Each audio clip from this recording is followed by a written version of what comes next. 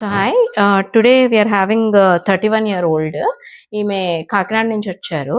So ఈమె major complaint ఏంటంటే vagina చాలా లూజ్గా అయింది అని. ఈమెకి 2 పిల్లలు. లాస్ట్ చైల్డ్ ఏజ్ వచ్చేసి around 7 to 8 years. So 6 to 7 months నుంచి నోటీస్ చేస్తున్నారు అనమాట బోత్ ద పార్ట్నర్స్. ఏంటంటే తన వెజైనా చాలా లూజ్గా ఉంది.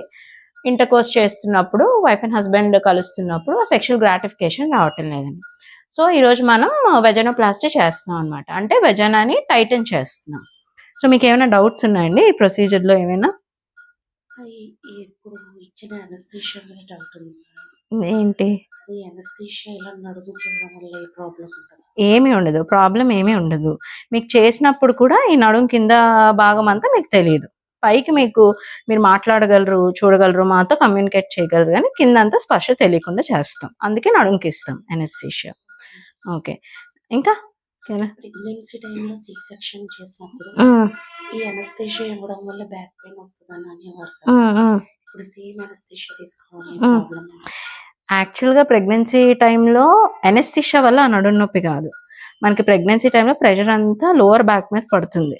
సో దానివల్ల ఎఫెక్ట్ ఉంటుంది అనమాట.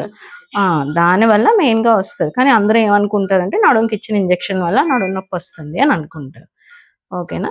నెక్స్ట్ ఈ సర్జరీ వచ్చేసి it takes only around 30 to 45 minutesలో ఈ ప్రొసీజర్ అయిపోతుంది.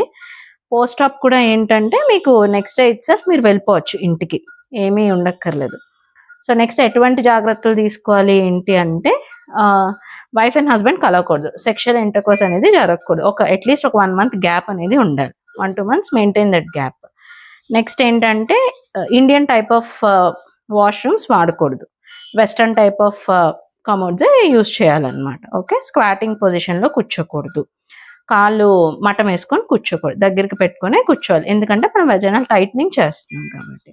ఇవన్నీ మెయింటైన్ చేసుకుంటూ వస్తే సరిపోతుంది. 1 month ఈ జాగ్రత్తలు తీసుకుంటే సరిపోతుంది. ఓకే, అంతే.